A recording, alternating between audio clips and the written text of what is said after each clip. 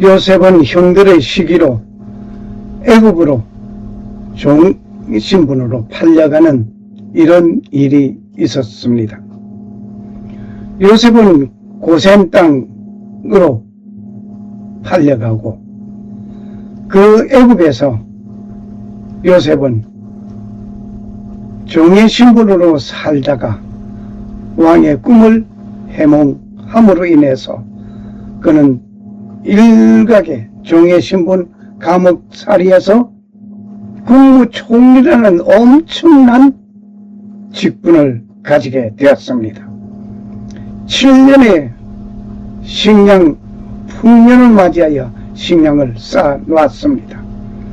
그러고 난 다음에 흉년이 기근이 될 때에 그 쌓아놓은 것을 가지고 나누어 먹게 되는 놀라운 기적적인 사건. 이 속에서 요셉은 종으로 팔려갔던 그들, 정말 눈여겨보기 어려운 힘든 나날들을 우리는 잘 알고 있습니다.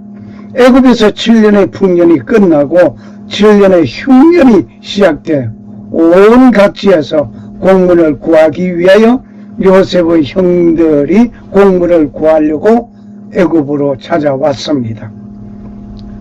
여하튼 자세한 얘기는 생략하고 최후에 요셉은 자기 형들에게 내가 당신의 동생 요셉입니다 라고 자신을 밝히고 온 가족을 이민 초청하게 되는 놀라운 사건.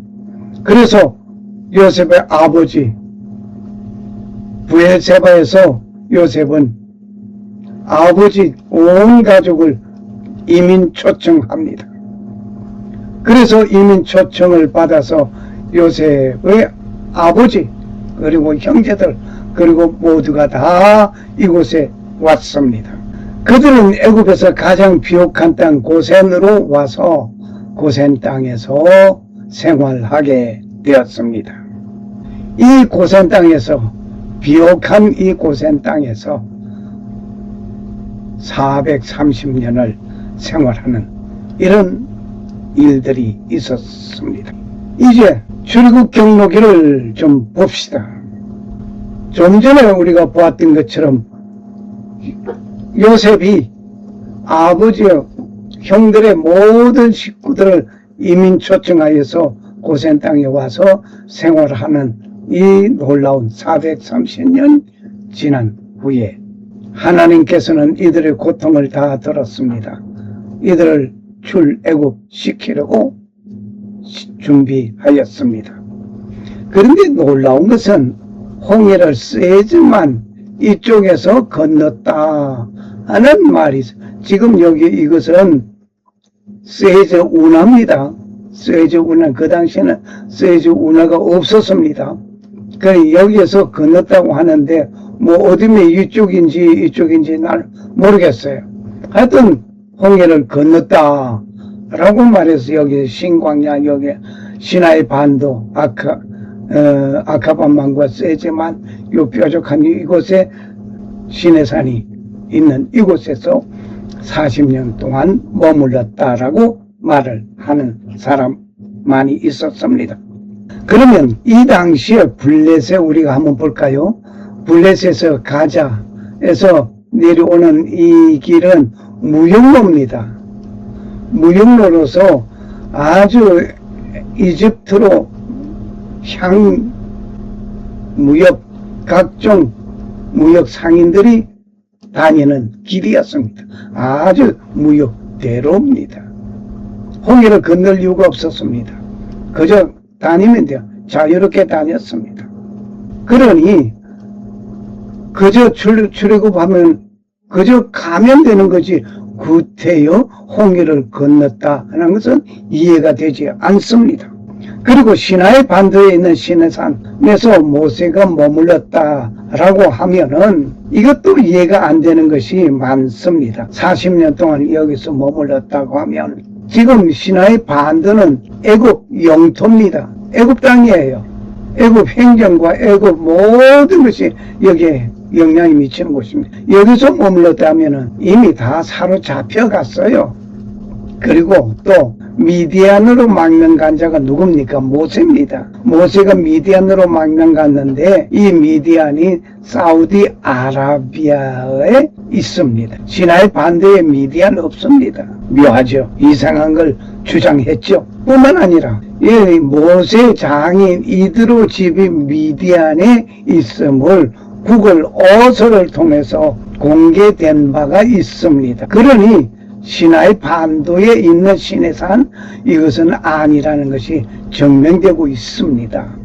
그리고 애굽 영토 내에서 어떻게 40년 동안 머물러 있었다? 가당치 않는 얘기입니다. 모세는 이스라엘 백성들을 이끌고 숫곳에서 출발해서 에담에 머물러서 여기서 장막을 쳤다고 합니다.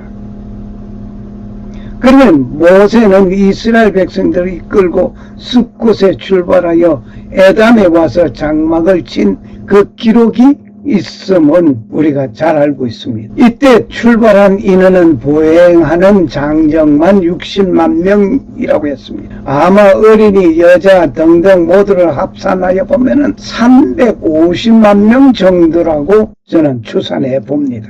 출애굽기 12장 37절의 말씀입니다. 그리고 이스라엘은 애굽에서 거주한 지 430년이란 긴 세월 속에 탈출하는 큰 역사를 이루게 되었던 것은 우리가 출애굽기 12장 40절의 기록을 보면서 알게 되었습니다. 그러면 출애굽 13장 20절에 보면 나오는 에담은 애굽 국경지대이며 시나이 광야에 시작하는 경계지점이기도 합니다. 에담에서 하루를 머물렀다고 했죠.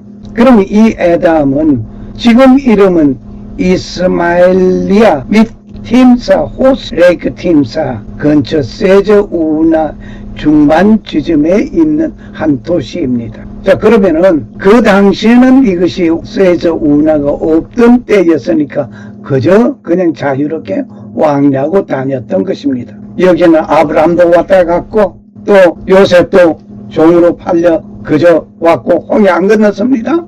여기에 자유롭게 무역 통로임으로 인해서 무역 상인들이 얼마든 자유롭게 오고 갔던 곳입니다. 이런 것에서 지금 세저 우나가 있음으로 해서 세저 우나의 중반쯤이라고 했는데 이 에담 이 이름이 지금 이스마일리라고 합니다. 에담까지 왔죠. 이 누에바까지 온 이들은 누에바에서 대하여 자세히 정보와 함께 보면서 많은 것을 생각하는 시간이 될 것입니다. 자, 모세는 이스라엘 백성들을 이끌고 누에바까지 왔습니다. 이곳에서 누에바라는 이곳에 놀라운 것이 하나 있습니다. 무엇이 있을까요? 이곳에 있는 것은 솔로몬이 세운 기념비입니다. 우리의 선조 이스라엘이 이곳에 와서 이곳에서 홍해를 건너갔다 하는 기념비예요. 그럼 이스라엘 백성들이 이곳에 총집결한 이곳이 누에바라고 하는데 이 누에바 아직도 기념비는 존재하고 있습니다. 우리 한번 볼까요? 그러면 누에바와 여의도 넓이를 비교하여 우리 한번 보겠습니다. 이 누에바가 얼마나 넓은가 한번 그것을 여의도와 비교해 보겠습니다. 누에바의 해안은 약 40평방킬로미터입니다. 40km/평방미터. 여의도는 2.9km/평방킬로미터. 여의도로 따지면은 약 13배가 넓은 곳이 누에바입니다. 언젠가 제가 얼마 전까지만 하여도 누에바가 여의도에 비해서 약 4배 내지 5배 정도라고 말을 하였는데 이것은 제가 잘못 조사한 결과라고 볼 수 있겠습니다. 여의도 전체 한강 둔치까지 포함하면 4.5km/평방미터 이미 약 9배 정도 됩니다. 좀 더 자세하게 보겠습니다. 이 조사는 2026년 7월 20일 날 조사한 겁니다. 아주 최근에 따끈따끈 지금부터 약 한 달 전에 조사한 거네요. 누에바 시 전체가 5.97평방킬로미터 이고 여의도는 8.4 평방킬로미터, 누에바 약 600배가 더 넓습니다. 주변 사막과 산악지대 보호구역 등을 모두 포함한다면 이집트의 행정구역 전체를 기준으로 본 면적이 어마어마하게 늘어납니다. 누에바 시의 총 면적은 5.97 평방킬로미터, 여의도의 약 600배가 됩니다. 서울 전체 면적이 605 평방킬로미터이므로 8.4배 달하는 거대한 대지가 됩니다. 엄청나지. 이런 곳에 이스라엘이 최종 총집결했단 말입니다. 이 총집결하여서 이곳에서 홍해를 건너가는데 하나님께서는 놀라운 역사를 일으킵니다. 이 홍해를 어떻게 말렸을까? 바람이 만들었습니다. 하나님께서 동풍을 불어서 밤새도록 동풍을 불어서 바다를 물을 말려가게 하고 말렸습니다. 미국 기상학자가 홍해 갈라진 성경 기록 과학적 입증을 하는데 그 결과가 동영상을 좀 있어 후에 보겠습니다만은 하여간 1997년 1월 27일자로 한국에서 해외 화제로서 이렇게 신문 보도가 난 것을 스크랩했습니다. 일정한 방향으로 63마일은 시속 101km의 속력으로 12시간 바람이 불면 가능하다고 했습니다. 실험 결과가 있습니다. 그러면 하나님은 바람을 불어서 홍해의 물을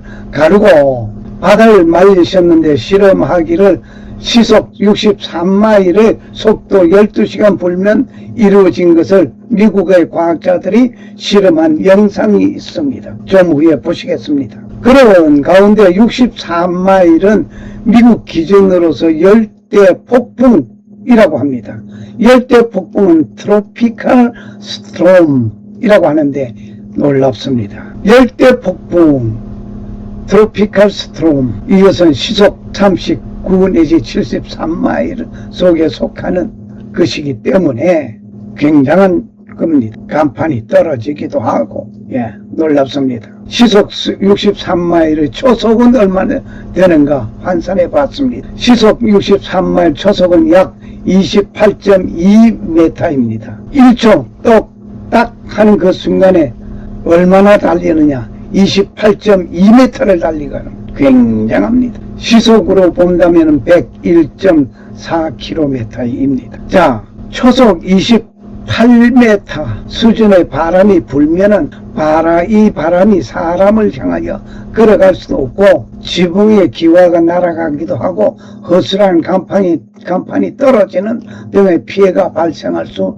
있다고 합니다. 더 나아가서 달리는 기차가 탈선할 수 있는 강력한 바람이므로 각별한 주의가 필요하다고 합니다.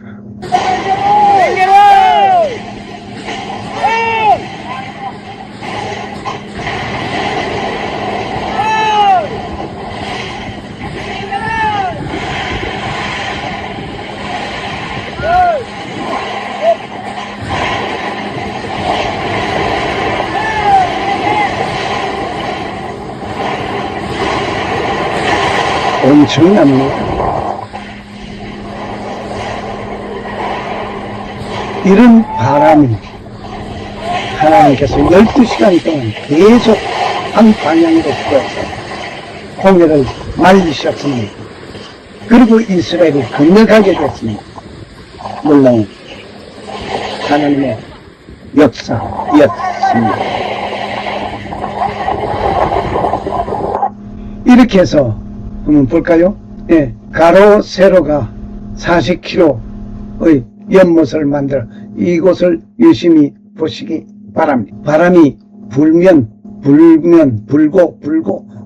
여기에 나타나죠? 육지가 드러납니다. 이렇게 해서 하나님께서는 이 육지가 드러날 정도가 아니라 이 땅을 말렸습니다. 마른 땅이 되게 해서 걸어가게 하였습니다. 이렇게 해서 이 홍해를 건너갔습니다. 지금 이 바닥에는 놀라운 역사가 이루어집니다. 놀라운 것은 이곳에 건너왔다고 하는 표시가 하나 세워졌습니다. 홍해를 건너왔다는 기념기, 솔로몬이 이곳에도 같은 기념비를 건너왔다는 기념비를 세웠는데 아라비아 정부에서 이것을 없애버리고 이 깃대를 세웠다고 합니다. 그런데 요 최근에 다녀간 분이 이것마저도 없어졌다고 합니다. 아라비아 정부에서 기독교의 냄새나는 흔적들은 그렇게 찾아서 지우는지 말할 수 없을 정도입니다. 하여튼 건너와서 계속해서 이스라엘은 요셉을 앞세워서 계속 갑니다. 어디까지? 하나님께서 모세를 불렀던 이곳까지 이스라엘 백성들은 왔습니다. 이곳에 도착한 이곳은 사우디아라비아에 있는 시내산입니다. 시내산 두 곳이라고 똑같은 사건은 아닙니다. 하나님이 가라사대 내가 정녕 너와 함께 있으리라. 네가 백성을 애굽에서 인도하여 낸 후에 이 산에서 하나님을 섬기리니 이것이 내가 너를 보낸 증거라고 했습니다. 출애굽기 3장 12절 말씀. 하나님께서 이곳에서 모세를 양치기 하는 모세를 이드로의 장인이 사위가 이드로의 사위를 하나님께서 모세를 불러서 이스라엘 백성들을 이끌고 오라고 하였습니다. 그래서 여기까지 왔습니다. 하나님께서 모세를 불른 증거가 확실합니다. 이곳에서 하나님은 하나님께서 손수 만드신 두 개의 돌 위에 하나님께서 친 쓰신 그 글씨 하나님의 글씨로서 쓴 이 두 개의 돌 위 10계명을 모세에게 주었습니다. 그리고 이 산에서 성막 설계도를 허락해 주시면서 성막 건립을 하게 하셨습니다. 이것이 간단한 출애굽 사건의 기록입니다. 감사합니다.